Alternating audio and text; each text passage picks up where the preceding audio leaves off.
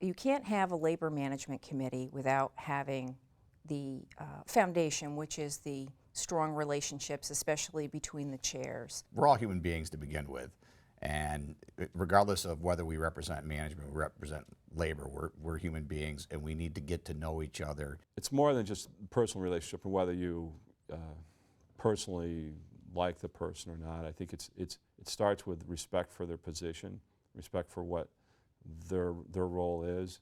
It's not my side and your side.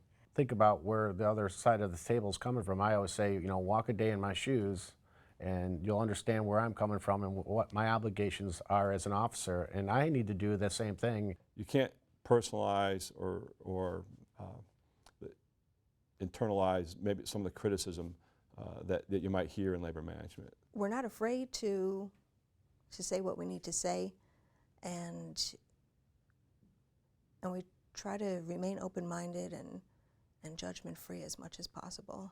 Sometimes people have to be willing to listen to the other side instead of always wanting to control the conversations. That goes a long way too. So you have to listen. I think I listen. Yeah, you do now. Yeah. I had to train you.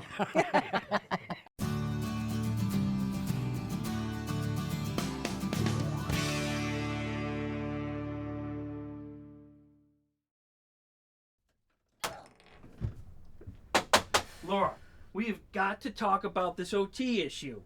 I got my people breathing down my neck, bugging me to figure something out here. Phil, I can't deal with that right now.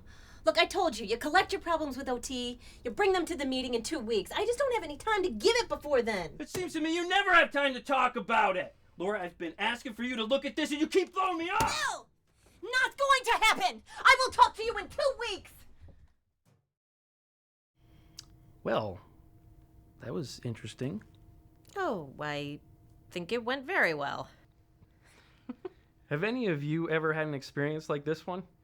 Every relationship between labor and management is, first and foremost, a relationship.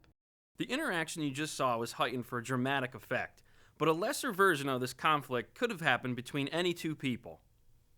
Since the two key ingredients for success in labor management committees are structure and relationships, in this module we'll be teaching you some techniques for making your working relationships more positive and productive. So let's get back to what just happened in my office. What went wrong there? Well, clearly it was all your fault. Okay. I mean, you wouldn't even talk to me. No, first of all, I just charged right in looking for a fight. I didn't even ask you if it was a good time to talk. But I also provided no explanation as to why it wasn't a good time and didn't even make an effort to try to set up another appointment to talk. True, you just wanted to leave it all until the meeting. When in fact, a lot of the problem-solving work that takes place in successful labor management committees happens outside the meeting. But more on that in our agenda development module. Yeah, Laura, stay on track. Okay, sorry. The point here is that neither of us realized where the other one was coming from in this situation. Yes. In fact, there are what we call the 7 deadly sins, common barriers to labor management cooperation. And I think we may have committed just a few of these in our interchange. They include things like forgetting that each party has a legitimate role to play, taking each other for granted, acting as if there is no future together, and not demonstrating the value of taking the time to work together. Yeah, I can see how those came into play. In any given interaction, there are things that we don't know about the other party. In a good relationship, there is an effort made to communicate the unknowns in order to reach a better mutual understanding. So let's take a closer look at what was going on behind the scenes in this scenario.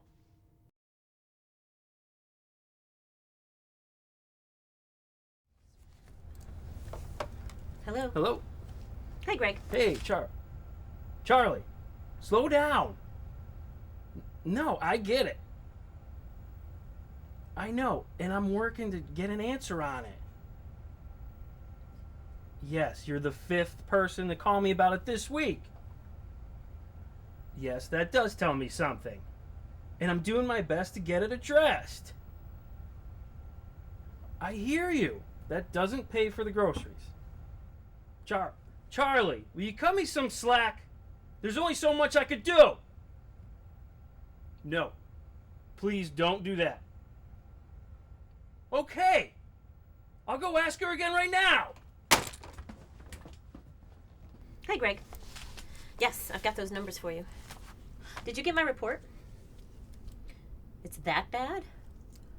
You're telling me we won't be able to fill those 2 positions that are now vacant? We're already cut to the bone. This is going to be next to impossible to deal with. We're heading into our busy season. I don't know that I can do that. Greg, Greg? Laura, we have got to talk about this OT issue. I got my people breathing down my neck, bugging me to figure something out here. Okay, now I get it. I see why you were so stressed out before I even got there.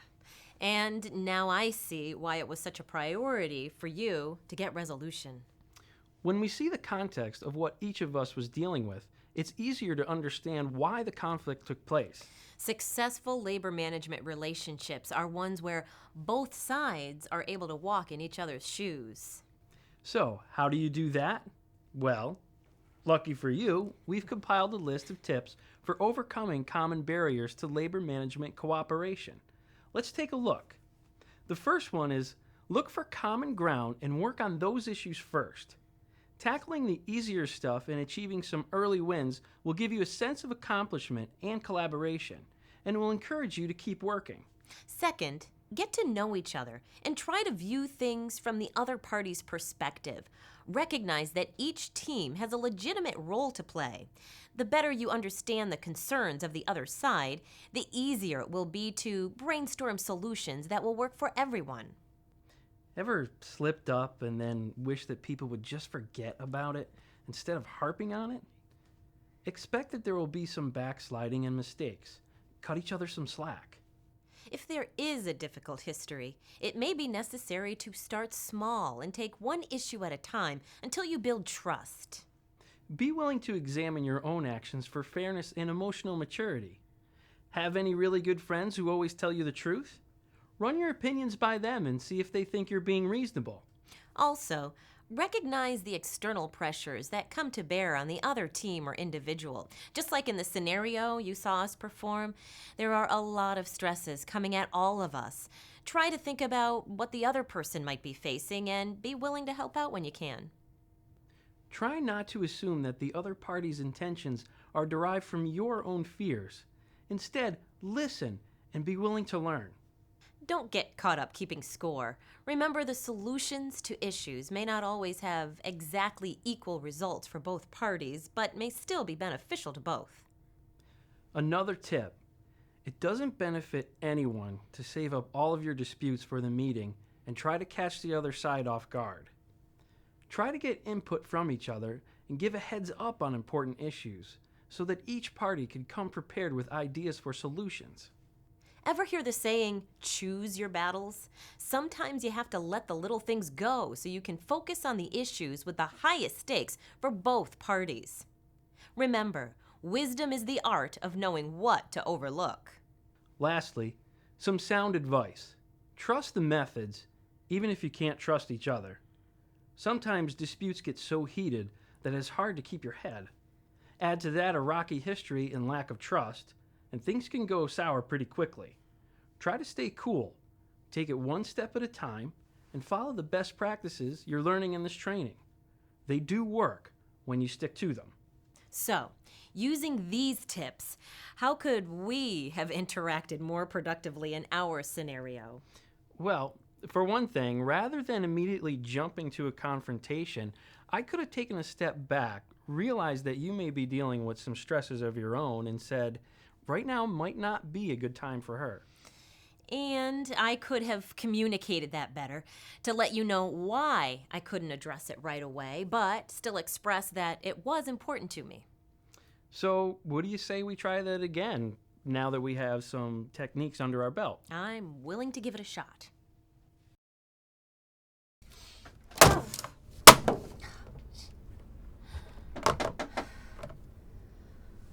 Hey, Phil.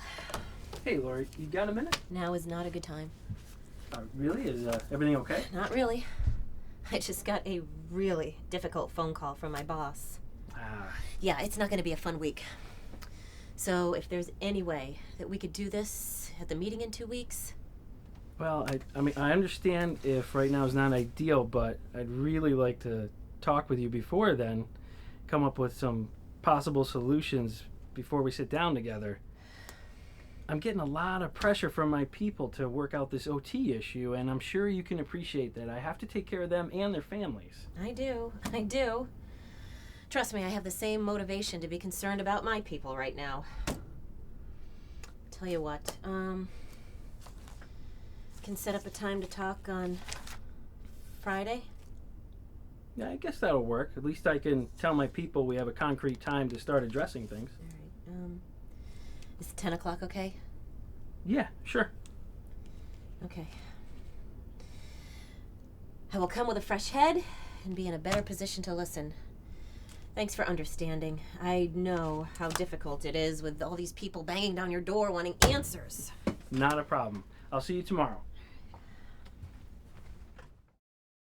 Nice job! Likewise. See? It took a little effort, but using the methods worked. I think we exhibited a level of trust and respect there, even though there was a conflict. Agreed. And the listening and communication enabled us to actually make some progress instead of leaving in a huff. Which is actually preferable.